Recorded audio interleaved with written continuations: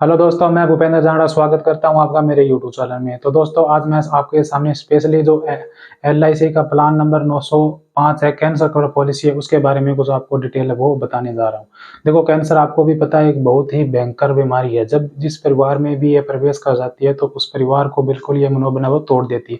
और जिस पेशेंट के अगर कैंसर की दिक्कत हो जाती है वो पूरी तरह से टूट ही जाता है, क्योंकि उसको सबसे पहले तो बीमारी ऐसी है कैंसर की जिससे वो घबरा जाता है। दूसरी, उसको भी पता है कि उसके ऊपर बहुत ज़्यादा खर्चा लगेगा अभी, तो इस बात की भी उसे बहुत ज़्यादा चिंता है वो हो जाती है। तो इस तरह से व्यक्ति कहीं न कहीं उसकी जो विल पावर है वो भी कहीं न कहीं कमज़ोर पड़ जाती है।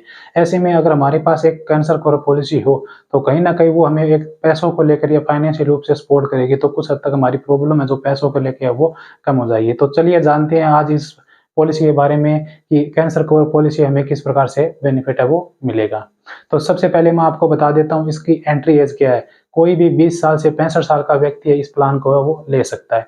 मैक्सिमम अगर कोई भी व्यक्ति क्लेम कर सकता है इसके अंदर, वो उसकी एज 75 की एज तक वो क्लेम कर सकता है। क्लेम किस तरह से, अब मानो कोई भी 65 साल का व्यक्ति अगर इस प्लान को ले रहा है तो उसके आगे 10 साल ही कवर होंगे। अगर 76 साल की एज में उसको जाके कैंसर हो जाता है तो उसके टाइम में उसको क्लेम के लिए वो प्रोसेस है वो नहीं कर सकता है।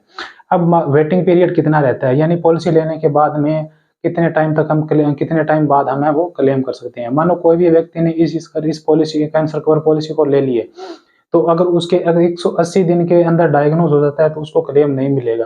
क्लेम लेने के लिए 180 दिन से ऊपर उसका डायग्नोज होना, यानी कि रिपोर्ट के अंदर आना जरूरी है। अब बात की जाए कि इसके अंदर क्लेम की क्या क्या प्रोसेस रहती है।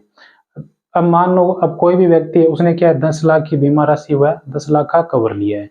सबसे पहली कंडीशन तो ये है, अगर मानो कोई व्यक्ति को फर्स्ट या सेकंड स्टेज के अंदर कैंसर है वो डिटेक्ट हो जाती है, तो उस टाइम क्या होगा कि जितने भी उसकी बीमा राशि उसने लिया, मानो 10 लाख रुपए लिए, तो बीमा राशि का 25% यानी कि 2.5 लाख रुपए उसको या उसके परिवार वालों को दे दिया जाता है, जिससे क्या होगा, अपने 2.5 लाख रुपए वो इलाज के लिए खर्च कर सकता है।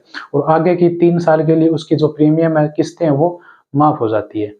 अब दूसरी कंडीशन में यह रहता है, मानो फर्स्ट या सेकंड स्टेज में डायग्नोज होने के बाद भी उसके घर वालों को वो 2.5 लाख रुपए दे दिए, तो 2.5 लाख रुपए देने के बाद में भी अब मानो उसको क्या है कि वो बीमारी है, वो कैंसर ठीक नहीं हुई है। ठीक नहीं होने के बाद क्या होगा कि जो बचा हुआ 75, अब बीमारी क्या है कि थर्ड या चौथी स्टेज में चली गई है, तो बचा हुआ 75% अमाउंट है, यानी कि 7.5 लाख रुपए हैं, वो भी उसके परिवार को दे दिया जाता है। और जितने उसने कवर लिया है, अब मानो 10 लाख का कवर लिया था, तो 10 लाख का 1% यानी 10,000 रुपए हर महीने उस व्यक्ति को आगे 120 महीने तक कंटिन्यू है वो मिलते रहेंगे।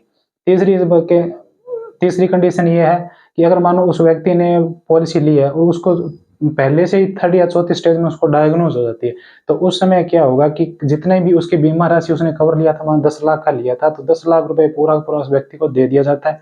आगे का जितना भी उसका जो प्रीमियम था वो क्या है, माफ हो जाता है। और उसकी बीमा राशि का 1% यानी 10,000 रुपए आगे कंटिन्यू उसको क्या है कि 120 महीने तक मिलते रहेंगे। ज्यादा से ज्यादा वो व्यक्ति जितना उसने बीमा राशि ली है उसका 220% तक के लिए मैं वो कर सकता है। तो ये सीधे दोस्तों LIC की कैंसर कवर पॉलिसी। धन्यवाद।